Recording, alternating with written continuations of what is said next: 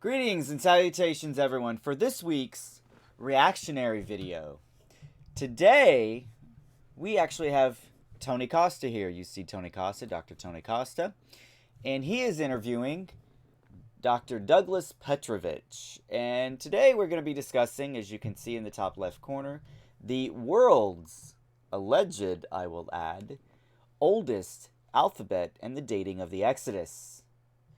So, this episode should be pretty good, hopefully. This interview was good. Well, I watched and prepped for it. So they Costa interviews Petrovich on some scripts that have come to our attention, at least in the archaeological world and the world of biblical studies in Sinai Peninsula. I think one of them is, I think it's Sinai 374, 376. I might be wrong, and I think there's one more. But they have a discussion about dating the inscriptions, and as far as with the early alphabetic script, which is what most scholars would classify this, and Petrovich is arguing that he's trying to prove in his book that he'll discuss in a little later this evening or today, depending on where you are, that he's trying to prove that the script found in the Sinai Peninsula on these rocks is actually the Proto-Hebrew alphabet. And we'll find out otherwise that this isn't the case, and that he's doing a lot of mental gymnastics, a lot of academic gymnastics, if you will, in order to prove his theory. So that's what's going on tonight. It's going to be a two-part episode. We're going to do this in halves again. Since it's an hour and a half long, we may actually do 3 this time in thirds. I really don't want to do that, but that might be what happens. And hopefully you guys will follow through the end.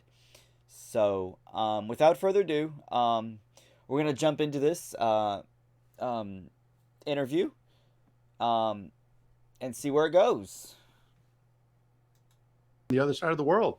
But regardless, we just want to welcome you to Toronto Apologetics. We're glad to have you along, and we have a fantastic show tonight. So Toronto Apologetics is a Christian ministry dedicated to the defense of the gospel of Christ, and we're here to deal with all types of topics, theological, philosophical. We deal with a number of controversial subjects as well. But these are topics related to, again, the Christian faith, giving reasons for the Christian faith.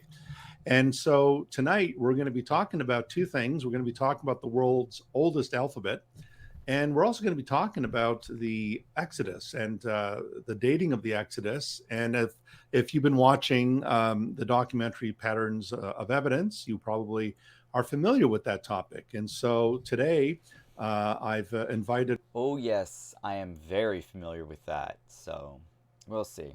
On a very special guest who is an academic colleague, but also a brother in Christ. And so I want to welcome on Dr. Douglas Petrovich. Douglas, it's great to have you on, and I appreciate you giving of your time to be on tonight. My pleasure, Tony. It's great to be with you. And certainly the topics that I get the privilege of addressing tonight are related to apologetics, very squarely. Yes, and I think that they will be. And so, folks, if you want to know more about Dr. Petrovich, all that information is in the description box. Dr. Petrovich earned his BA at Moody Bible Institute and earns 3 master's degrees, 2 from the Master's Seminary, and the other one, an MDiv and a THM from the Masters, and an MA from the University of Toronto, which is all. I will add here that I don't think the Master's Seminary is accredited. I'm not 100% sure, but I'm fairly certain that the Master's Seminary is not accredited. The Moody Bible Institute, I don't know either, but his degree from the University of Toronto is definitely accredited. So also my alma mater. I got my BA and MA there. And Dr. Petrovich earned his PhD as well at the University of Toronto. And so, in that respect, I guess we are kindred spirits in that we both studied at that prestigious university. And so, Doug, if you can maybe tell us a little bit about, I know you're a professor of biblical Hebrew and I believe some other languages and archaeology. Can you maybe tell us a little bit about your work and your profession? Sure. And let me start by saying, Tony, that boy, I miss Toronto. It's my favorite big city in the Western Hemisphere. It's clean. There's great food. There are lots of pedestrians. It's very safe. Yeah. I wish Americans would have a better personal knowledge of the city of Toronto. And I can say this: if you want a great city to go visit, go to Toronto. It's amazing. And you know, I moved away long before COVID, so I don't know what the COVID status is there nowadays. But assuming that all of that's better, boy, it's a great place to be, and I miss it. And I miss U of T. I miss Robarts Library. It's still to this day my favorite library in all the world. Yeah. It's a magnificent building, to be sure. Yeah. Well, it's great. It's great to hear that you and I both have a point of contact there. And right now you reside in the United States. I believe you're teaching at Brooks Bible College at this point. Yes, and I'm currently in Texas. I'm just outside of the Houston area, basically southwestern suburban Houston. Okay. And I've taught.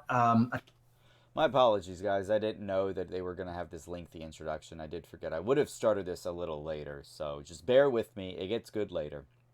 Total of it's over 50 courses now, and a lot of that, the reason behind that is because I'm interdisciplinary, so biblical studies is part of my background, part of my training, and the other part of my training is ancient Near Eastern history and archaeology. So I really wanted to pick a PhD that would complement and enhance the training I received especially in the exegesis of the biblical languages of the Bible. So I've studied Aramaic, Greek, and Hebrew, and I've taught all levels of Greek and Hebrew over the years at different seminaries, both in the United States, in Canada, and in Siberia, Russia. Wonderful. So, lots of different opportunities God's given me. Yeah, and I was really encouraged when I read about your ministry in Siberia, and so you're not just an academic, but you're also a faithful Christian, and so the wonderful thing about this is that you bring an academic mind to the table, but at the same time you serve the Lord and you minister to Christians in Siberia, and I believe that this has been going on for a while now, or it has been for a number of years. Yeah, and when we were there, it was a total of 10 years, and we really got the opportunity to build into the Russians and to train them and basically work ourselves out of jobs, which is what we did. All right, guys. Right. So after 10 years, I'm gonna fast forward this a little bit. My apologies. I didn't think it was gonna be this lengthy of an introduction like this. So I'll just fast forward this a little bit, see if we can get to the good stuff. See if what are we on? 614. Okay, maybe the world's oldest alphabet and how that's different go. from the Sumerian language. Let me back it up like 20 seconds. There we go. So Doug, take us on a journey here. You're going to talk about the world's oldest alphabet. When people think of the world's oldest alphabet, a lot of people tend to think of Sumerian, the cuneiform tablets, 3300 BC or so. Can you tell us a little bit about what you mean by the world's oldest alphabet and how that's different from the Sumerian language? Sure. And really, it all does go back to Mesopotamia. In the late Uruk period, right before the archaeological period when writing began. And so the late Uruk period. To give you guys an historical reference, the Uruk period is roughly, I think, 6500 BC. I think it's 6500 BC. So is right before the Jemdet Nasser period. It's in the Jemdet Nasser period that we have the actual full-blown advent of writing. But before this, for several periods, they were kind of moving toward this. They were jotting things down. There were envelopes that were made, made of clay, containing tokens that were inside of them, and then writing was doubled up. So there was writing on, there were tokens, and there was writing with the tokens, and there was writing on the outside of the envelope, and that is what led to this concept of a cuneiform tablet, a clay tablet, which would be about this size roughly. And in that phase, in the Late Uruk period, before we had full-blown writing, they were jotting things in different ways. They were making wedge shapes. They were making slashes or lines, if you will. They were making pictographic drawings, so pictures. They were making pictures, and one or two other things, and impressions. Just dot-like impressions. Right. So with all of this milieu, at the end of the Late Uruk, near the end of the Late Uruk period, we had this upheaval that took place, which in a book I'm writing now, it's on the third millennium biblical history. I'm going to try to prove that the Tower of Babel event took place during the Late Uruk period. Right. And so what happened is all of the technology that was in use at the time went with the people as they dispersed outward from southern Mesopotamia. I'll go ahead and say it. I hesitated there to stop it because I have some comments on that very statement proving that the Tower of Babel was at the end of the Late Uruk period. That's quite a sensationalist statement, especially with so little evidence for it other than the biblical text and maybe a couple of Mesopotamian or Akkadian texts, maybe even a Sumerian text.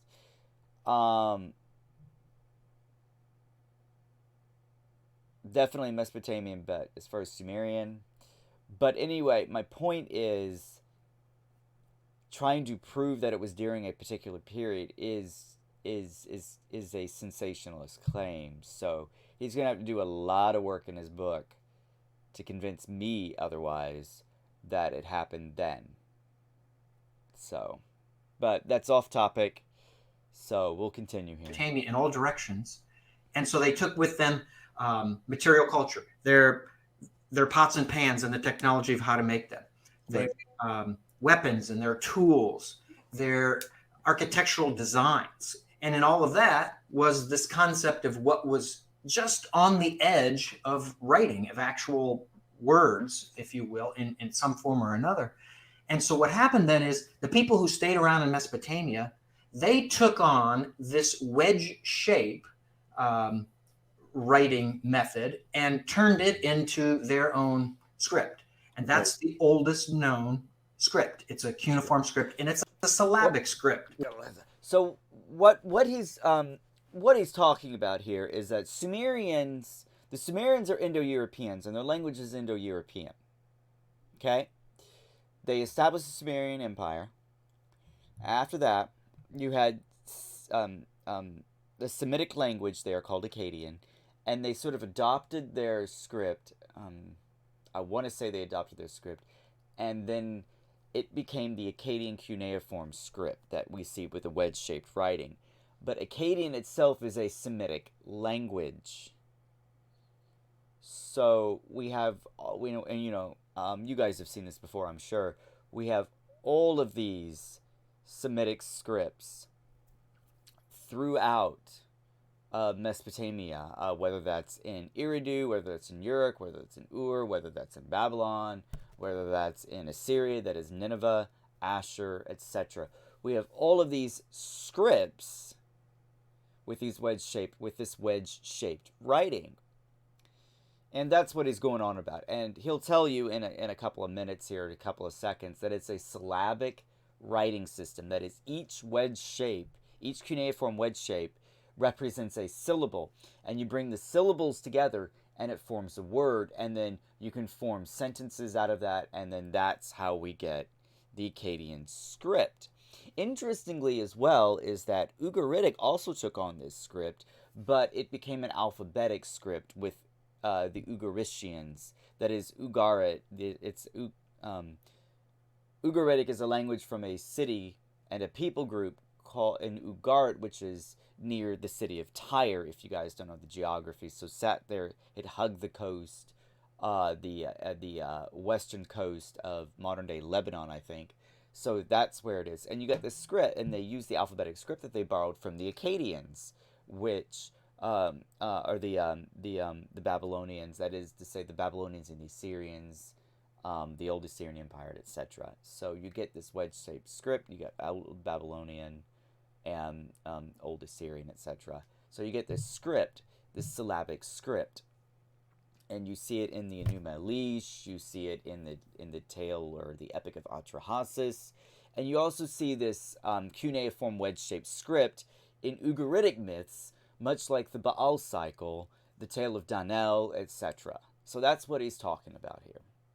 Which is a fancy way of saying what they would draw would represent, depending on how many of those wedge shapes there would be, their directions, right, the pitch, right. of it. All of that would determine you could kind of read it as a whole and then determine it's a certain syllable. So it's a consonant and a vowel, like ba, b, boo, ba, that kind of thing. Right. And a vowel. And then you just change the consonant or change the vowel according to the pattern. So that developed first in Mesopotamia, as far as we know. And then in Egypt, not too long after, really not that long after, we see this outbreak, if you will, of a writing system, which was pictographic. And remember, early in Mesopotamia's history, that was one of the options that they were writing with, if you will, just not writing words. But the Egyptians decided, well, what seems best to us is this pictographic method. So they turned it into an art. They ended up making over 800 signs that we call of the sign list. And these 800 signs are hieroglyphics today. And so that was the second known, as far as we know, it's the second known script to come along. And I describe all of this in the first chapter of my first book, The World's Oldest Alphabet. Then the third oldest script basically springboards right out of hieroglyphic Egyptian, right? And that script is an alphabetic script. And it takes place, and you really can't dispute this. I mean, people still do dispute it, unfortunately, but you can't dispute it. It happened in the 19th century BC, the 1800s BC, right? And we're going to get to dates a little bit more in our second discussion. But who then invented it? And for 150 years, scholars have kind of, there have been very few scholars who have engaged in this field. At any one time, you could count on one hand who they are. Right. And at some points, there's really nobody, and then it picks back up. But basically, in the 1920s, a German scholar named Hubert Grimme came along and suggested that Hebrew is the language behind the world's first alphabetic script. Wow. And he was I should have brought some aspirin for this one. Oh dear. I think it's safe to say that I disagree with this entirely. So we'll see where he goes with this. Basically thrown out of the academy. He was ostracized. Wow. Because, this is like acknowledging a global flood, right? You just don't do this in the academic world. Right. So he lost credibility. He didn't identify all of the letters correctly, but at the end of the day, he was right that it was Hebrew. Some of his translations were bogus, and in fact, most of them were bogus, because he didn't have all of the letters where the pictograph, the picture, matches the right consonantal value, or the sound of the consonant. So that's a b, a r, a g, a s, a t, all of those options. So he didn't have all of that down, and they basically attacked him for it, and so he was dismissed. And then from the 1920s until my book came out. I'll stop him here, and I'll let him continue. Yes, we do have alphabetic scripts dating to the beginning of the second millennium BC. Absolutely. The problem is The problem is that he's attaching Hebrew, Paleo-Hebrew, or pictographic Hebrew, if you will, to the early 2nd millennium BC, and that's very, very problematic, at least right now, considering Hebrew, the earliest Hebrew scripts that we have that actually are Hebrew, written Hebrew in the Hebrew language, goes back to the 10th, 9th, or even 8th century. I would say 10th or 9th century BC. So anything before that, it gets problematic. So it's crazy that he is so sure, that he's so certain that this is Hebrew. It baffles me why he's making such an ostentatious claim. Try saying that 3 times fast. It baffles me why he's making such a sensationalist claim, though. So, but we'll find out later that it's not all that it seems. So, came out in 2016. Nobody really ventured to follow in his footsteps and say, yeah, he was wrong about a lot of things, but his basic premise was right. It's Hebrew. Right. So that's what my book does. And Right. I want to kind of walk through a little bit of this with you. Sure. So I'm going to share a slideshow with you, Okay. assuming all goes well here. So hopefully you can see my screen. Okay. here's when the good stuff happens, if I'm not mistaken. So, And there it is. So we're going to look at we're going to try to answer this question: is Hebrew the language behind the world's oldest alphabet? Okay. Have you added it to the in short, no. screen yet, Doug? I just want to make sure. Yeah, you can't see it. I can add it to the stream. Oh, okay. If you want, there it is there. Okay, yeah, if you can make it full screen for everybody. Okay. Let's see. How's that? Is that working? Okay, so they don't see you. I'm sorry, and I'm sorry for the older crowd, but this just reminds me. They're trying to figure out the technology here, and I'm sorry. Maybe it's because I'm a younger generation, but I find this funny that they're trying to figure out the technology here, and they, according to me, this is just me talking. They look like they're boomers, and they're trying to work out the technology. So bear with me. I just kind of find that funny, but anyway, I'll let them go on. That's not why we're here. We're not here to criticize that they're boomers trying to work out technology. So my apologies. We'll let them go on here. They just see the screen. Okay, that's fine with me if it is with you. Yep, that's fine with me. Okay. So yeah, we're answering. And Tony, by the way, as a reminder, just interrupt me along the way when there's something that you need explained, or sure, if you think the listeners would, be benefited by answering a certain question. So essentially, we're answering the question though: is Hebrew the language behind the world's alphabetic script? Is Grimme right? Again, the answer is no. It's not behind the world's oldest script. No. And the simple answer is, if you don't mind my reading, sure, flipping the pages to the end of the book, the answer is yes, it is. And that's what my book, The World's Oldest Alphabet, seeks to prove. So I'm identifying this first alphabetic script with what I refer to as the proto-consonantal script.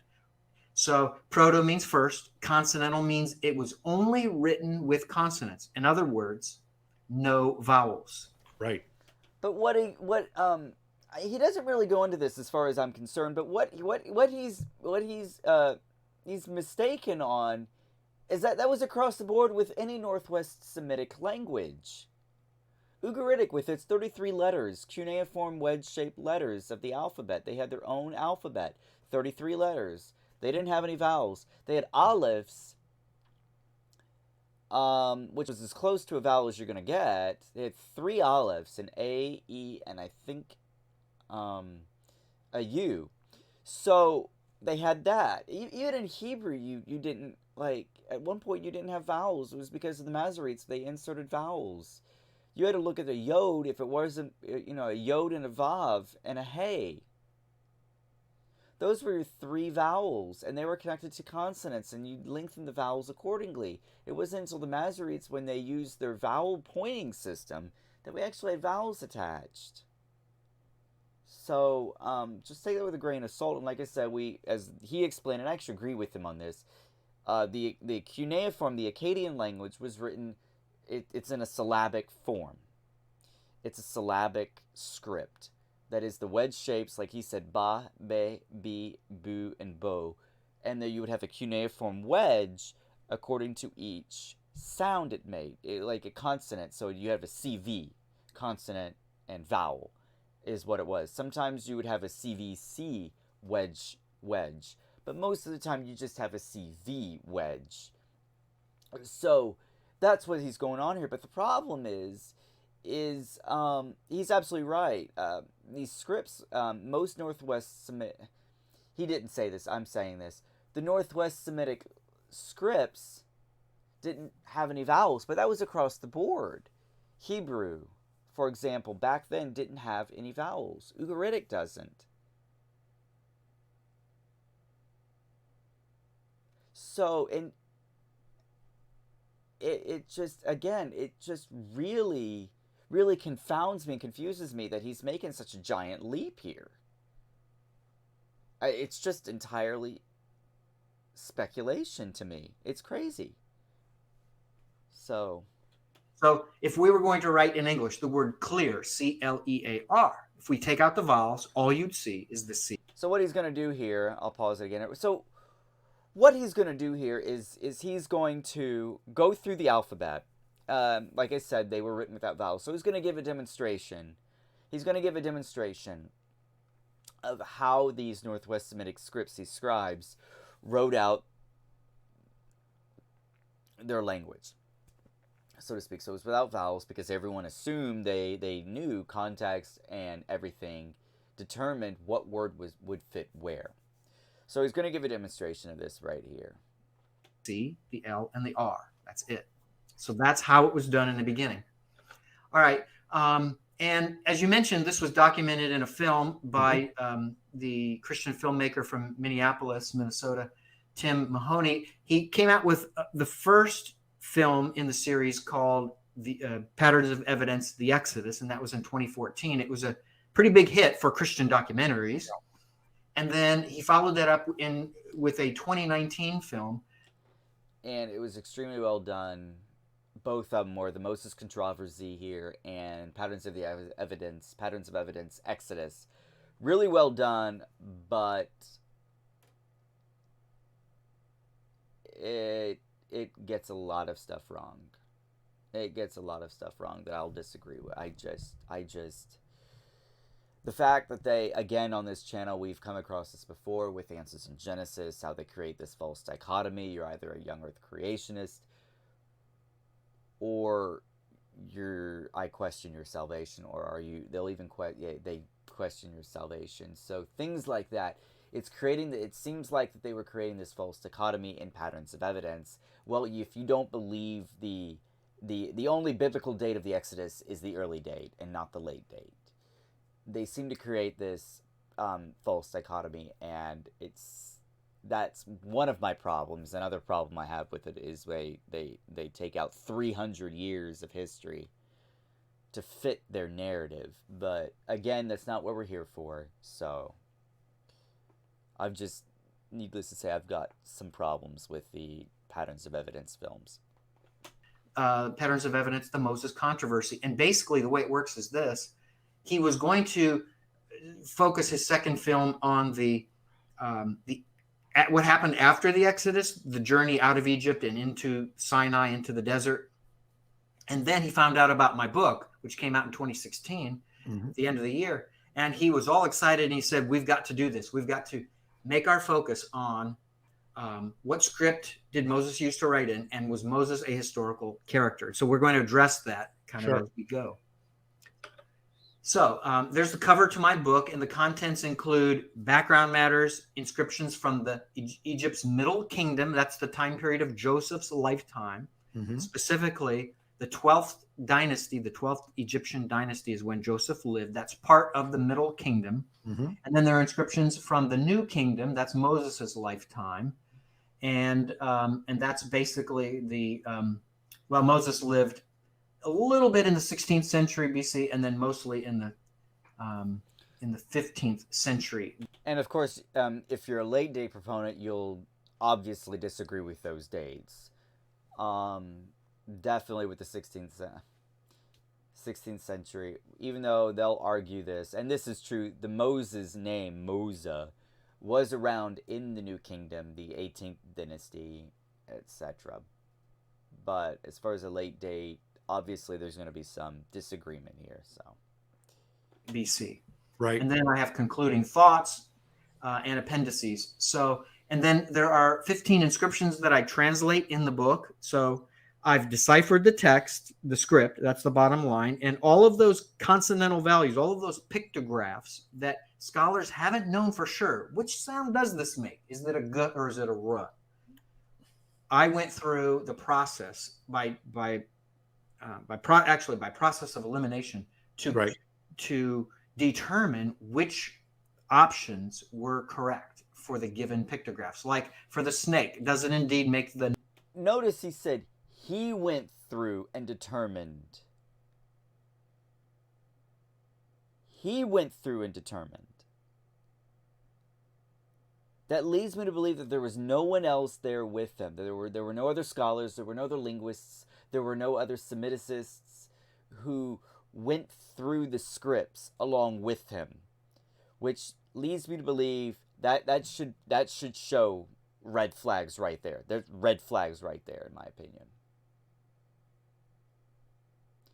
That, according to his words, that's what it seems to me, that he is saying that he went through and determined, and there was no one else that came up with this. He'll say this again as well, like, I was the first person to do this, or no one else recognized this but me.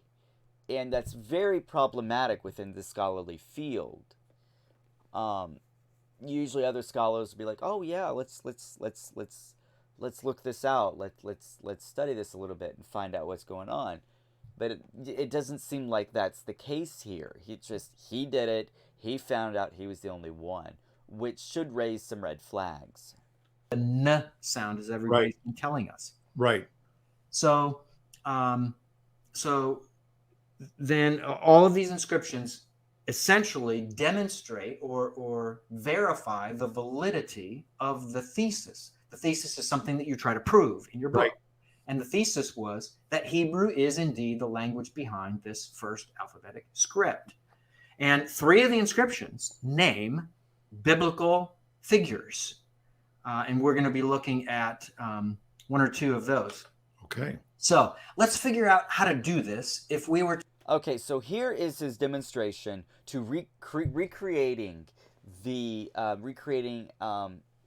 language only using consonants. So, here we go.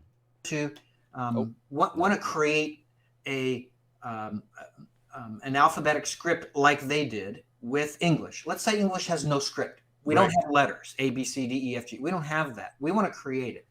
So what do? Well, we take something like this. We draw a picture. Right? Again, this is a pictograph. What is this, Tony? Yeah, it looks like a boat. Yeah, I mean, my artistic skill ended in about 2nd grade, but yeah, that's a boat. Mine was earlier. Yeah. When we see a boat, we just pronounce the b sound. Remember, we're not writing vowels like they did.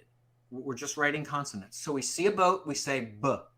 And then, okay, we say, that's good. We got that down pat. Let's go to another letter. What's this? Yeah, that's a door. Yep. So what sound does it make? Duh. Yep, the d sound. So the b and the d. Now, that could be a 2-consonant word, and that's an option. But in fact... Honestly, I thought this whole thing was ridiculous. I don't know why he just didn't use the Egyptian language for this, because I think the Egyptian language is far better at doing this than using a boat, a door, and a boat. He uses a gate here in a few seconds. I just think that using the Egyptian language would have been better.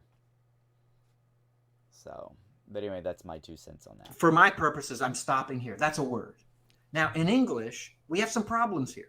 Because remember, we're not writing vowels. So this could be bid, like if you're in an auction, you put in a bid. Or it could be bud, like a flower bud. Or it could be bod, like short for a person's or an animal's body. Mhm. or it could be bad, right? Right. Lots of options. So that's the problem that you kind of face when you're trying to decipher the ancient script that has, like this, that has no vowels that accompany it. So let's say we're going to start another word, and this is really easy because we're using the boat again. So it's another B sound. And then we have this. And what do you think this is? That's a gate. Yeah, it's a gate. Bingo. So I made it doable for you, right? Excuse me. And the gate then would make the what sound? G, g, g. Yeah, it would make the G sound. So that's our second word. So what does this say and how many words are here? And again, there are options. But as the writer, I'm trying to help my reader understand what this means. So I can tell you that this is the first word, the B and the D. And by the way, this is exactly as you'd see it in the ancient script, the ancient alphabetic script. There's no gap between the first and the second word. And that's true. In ancient scripts, even in Greek, as well as Hebrew and Aramaic and Ugaritic and Akkadian, there were no spaces. Early on. Now, Hebrew did develop it. When you get to the square script, Hebrew did have spaces between words. Actually, no, I'm not. I'm mistaken on that. They didn't. That didn't come until later. So yeah, because we get to the New Testament, and which was written in Greek, and there are no spaces between words.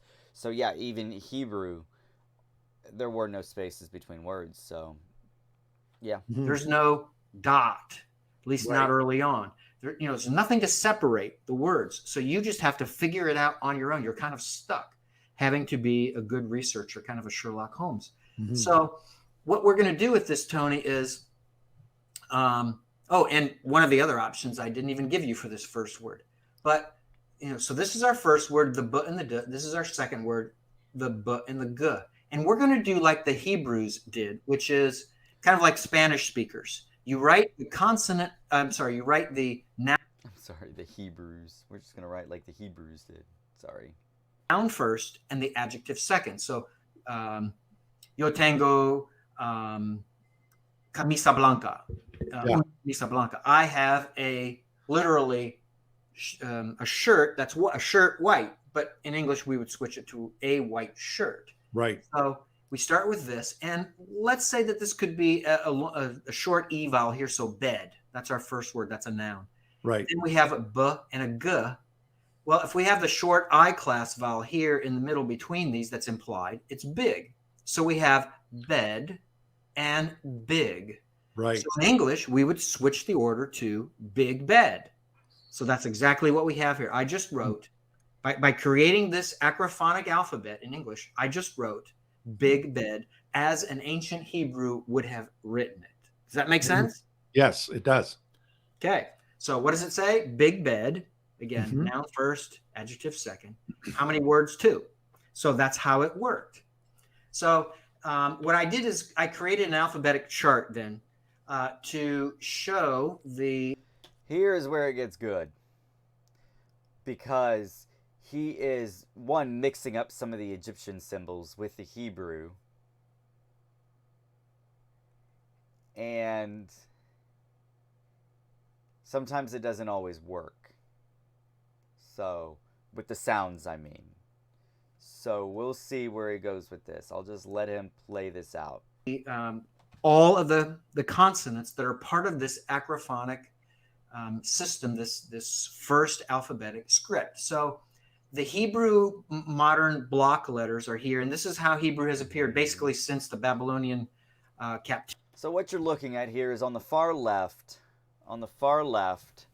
which is right here, is the square script of the Hebrew language. This is the square script. Here you've got the proto-consonantal. He calls it Proto-Hebrew, which is crazy. Don't. And then you get some, he calls it Middle Egyptian hieroglyphic exemplars. This is the word for house. If you put a Z1 or Z if you're American, it's called a Z1 if you use JSES. But if you put a stroke underneath this, it becomes per, which means house. Here, just with raised arms, it's A28. It means praise. It can also be a determinative in Egyptian. Here they got the twisted flax. This word means nefer. This symbol in Egyptian means nefer. This is which can mean arm. It can also mean great. And with the proper determinative, it could possibly mean donkey. Ka and S39, which is the staff, or the shepherd's crook. So, and Shawet, I think this is Shawet. I might be mistaken. Egyptologists who are watching, Dr. Falk, for example, if he's watching, I think this is Shute or Shawet, which means estate, if my memory serves me right. So that's what's going on here. And then this column is the actual Hebrew that we find in the Old Testament.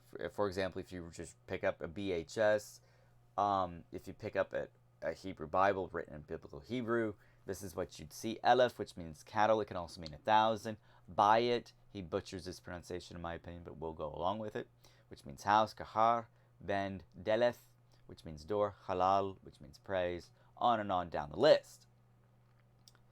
So, but you did have, it's called Paleo-Hebrew script, which is what we find, in Isaiah. We got the Isaiah scroll from the DDS. That was written in Paleo-Hebrew. You see that throughout, before the square script.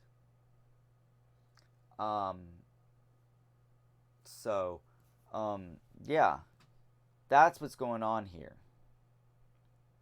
So in a little bit, we'll bring up an article. I'm going to bring up an article hopefully tonight. We're getting kind of late as far as this video, but like I said, it's going to be long. But hopefully I get to demonstrate the article, bring up this article, this biblical archaeological review article on this subject. So Activity, so sometime after 587 BC, the first letter, the second letter, the third, the fourth, the fifth, etc. And then let's jump to the third column. This column is the way that they actually wrote this letter in pictographic form when the alphabet first came into being. So that is the head of a cow or a bull. So that's designating. We call it an ox, but yeah. Cattle. And it's based on the Hebrew word Eleph. So when you write the word Eleph in Hebrew, this is your first letter right here, which matches. No.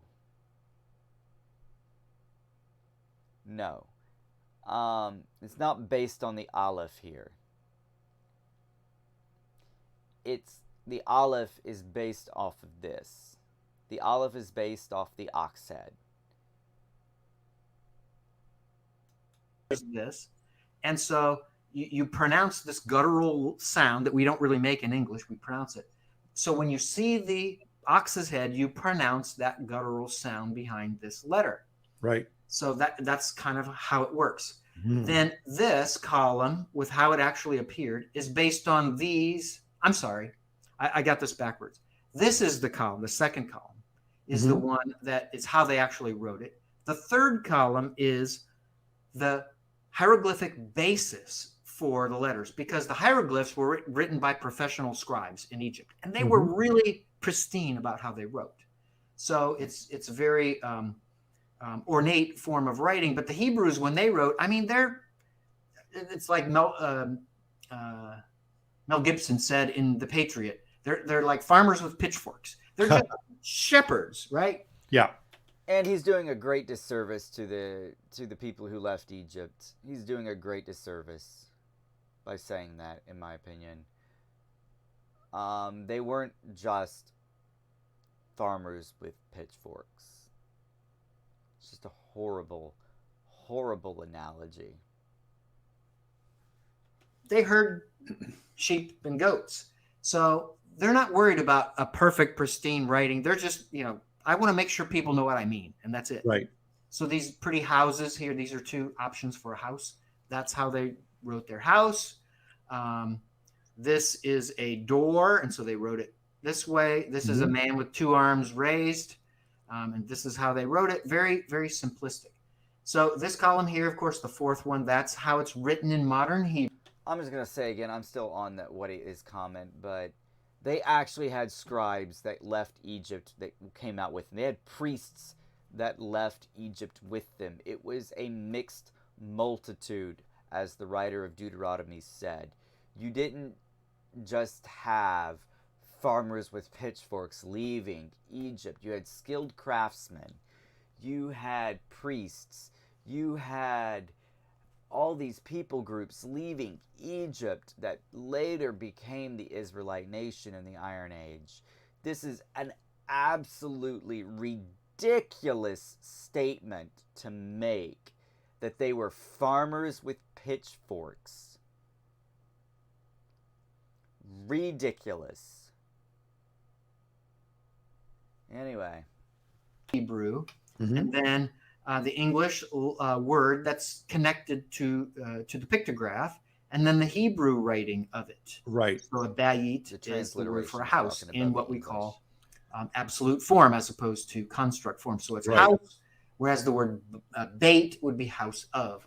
So house, and there's your house. Okay, the construct Hebrew is I don't know what's going on here, but it's bait, not is the construct form. That is the possessive form, like house of. You would say bait, and then the absolute form after that. Bayit is the dictionary form.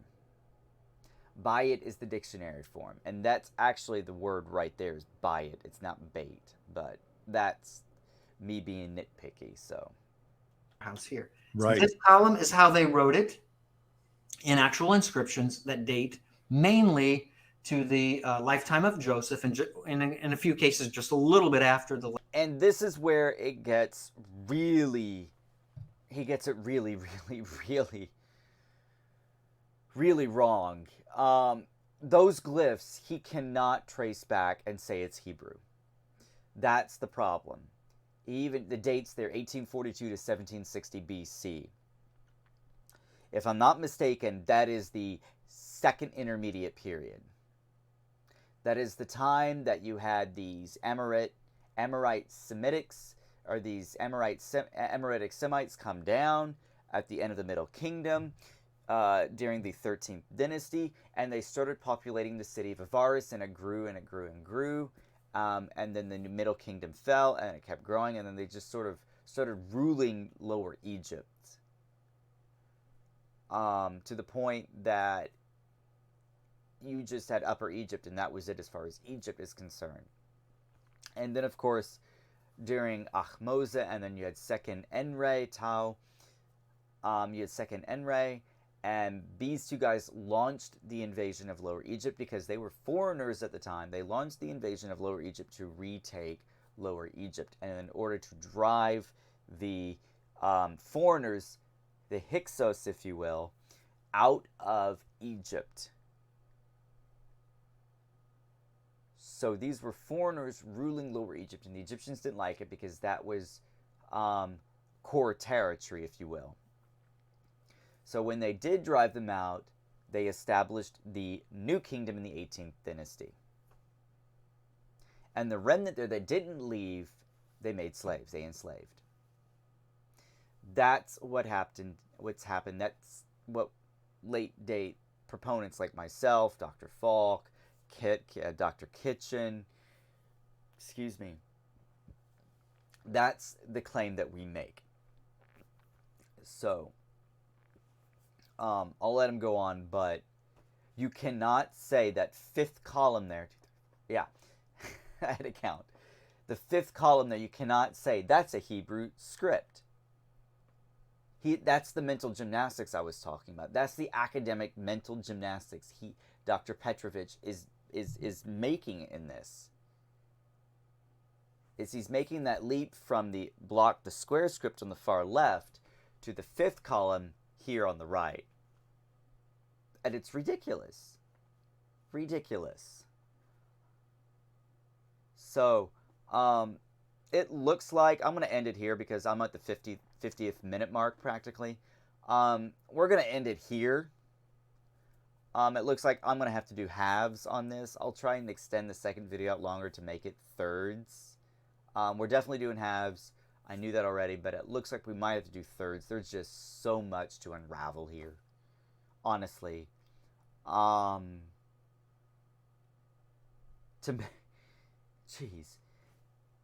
To make the claim that he does at the 5th column here, this one right here is a Proto-Hebrew script that dates to the 19th century BC at its earliest. It's insane. As my friend Dr. Falk would say, he's cuckoo for Cocoa Puffs. This is ridiculous. Such a ridiculous claim. But anyway, we will continue this video next week. If you like this video and like this sort of content, please click the like button and subscribe because it really helps the channel. And if you have any comments, please leave them below. I'm sure you guys have tons of comments for me, questions for me about this as far as late date, early date, and as far as the consonantal or pre-consonantal script. I'm sorry I didn't get to the article for the Biblical Archaeological Review. I will get to it immediately after this. He's finished talking about this. Because I think the guy I'm going to bring up, I'll bring him up in the next video, but the guy I'm going to bring up has done extensive. It's the same guy that we used for the Mount Ebal inscription videos. He's on academia.edu. I posted the link to his paper in the last video's description. I will post it again in this video's description and the next one when I actually do it for the link to the Biblical Archaeological Review that he did 10 years ago. So, again, if you like this sort of content, please click the like button and subscribe and leave a comment below.